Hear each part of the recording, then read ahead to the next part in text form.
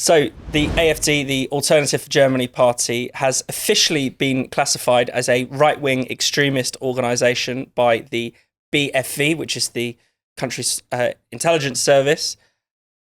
Tom, this is really, it's not a ban. The intelligence service doesn't have the power to actually act on this classification, but we are moving towards a further likely suppression of the AfD, which, let's not forget, is currently top of the polls in Germany, the most popular party. No, absolutely. I mean, it's a really chilling escalation in that, as you say, it potentially kind of paves the way for a ban. I hope they're not stupid enough to indulge in that because of all the consequences for democracy that I'm sure we'll get into.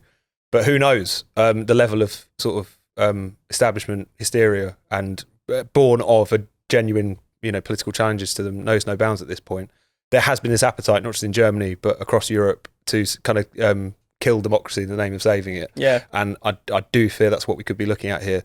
I think how you feel about the AfD and their particular brand of right-wing populism is sort of irrelevant at this point. It's a point of principle. If you've got, short of banning terrorist groups, if you've got a political party making political arguments, seeking election in free and fair elections, to ban them is an outrageous interference in democracy. And this is something which... Again, it just doesn't seem to move the establishment in Germany or anywhere across Europe anymore. They seem to be completely tin-eared to the level of resentment that would be generated if they decided to go down this route. And even the level of, even what's happened already has generated a serious backlash. There's also a refusal to recognise what has put the AfD in the positions that it is at the moment, which is not because of the fact that it has a few unsavoury characters in it who engage in this, slogans which seem to reference old Nazi slogans. It's never entirely clear whether this is a troll or something more sinister. Either way, doesn't reflect particularly well on them. There have also been cases of people they've had to expel either at the high level or the low level because of saying some genuinely quite repugnant things. But that's not why they are the opposition party in Germany. That is not why they have had such sustained electoral success now. That's not why they've effectively become the party of the working class in Germany. It's because there are key issues which only they are willing to talk about, whether it's around immigration, whether it's around net zero. There is widespread distrust in the two main parties, which is a familiar theme across many polities at the moment. And they are going to these parties, often kind of looking past a lot of those more unpleasant elements within them to make their presence felt. I think that's absolutely clear now. It's kind of really summed up as well by the fact that, some individual, more sort of hardline AfD figures, people like Björn Höcke, for instance, who was actually criminalised for repeating these slogans which seem to allude to the Nazi era.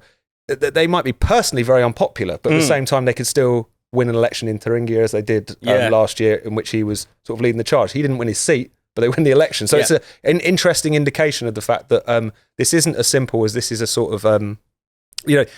it's not as simple as to say all the voters are flocking towards this party because of its most extreme elements. And also, it's something which, just on a democratic point of principle, is something that no one should go anywhere near. But it's almost like week by week, month by month, they're inching closer to that ban. And I just hope that they're not stupid enough to do it. Definitely. I mean, it's interesting. People talk about populism as a result of sort of demagoguery, these figures like Farage and Trump being like these sort of pro-whisperers.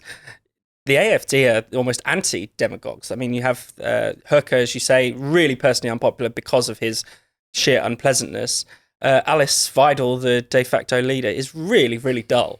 She would not, she could not excite an auditorium of people. But it's really about, as you say, Tom, it's about the fact that AfD are talking about issues that the establishment has basically cordoned off and will not say anything about, pretty much, let alone, if you don't say anything about immigration, then someone with a hardline view will. So this isn't working to contain the public sentiment. Hopefully they don't go for a full ban because that's just even more dangerous, as you've said. But Candice, have you got any thoughts on this?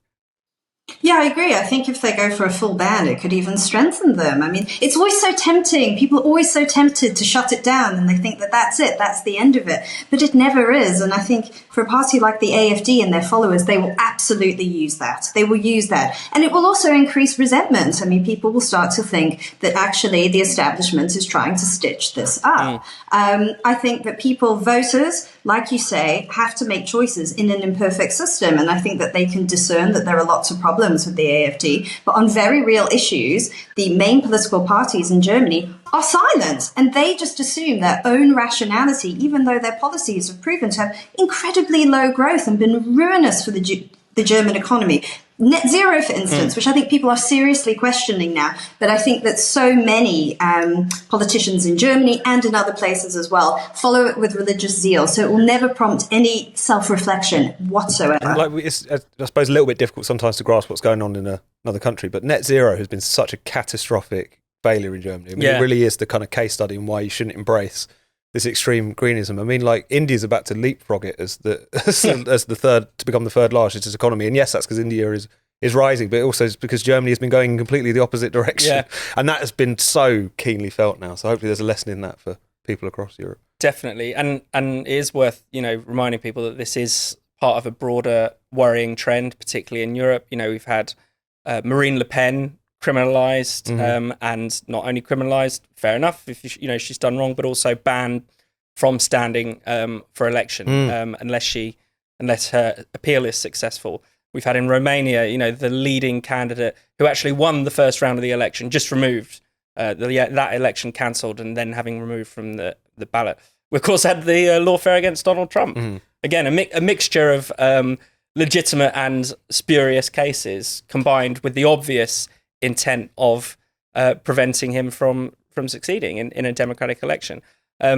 So it's a very, very worrying trend, and it has to be fiercely resisted, and it has to be called out for what it is, as totally anti-democratic and unacceptable.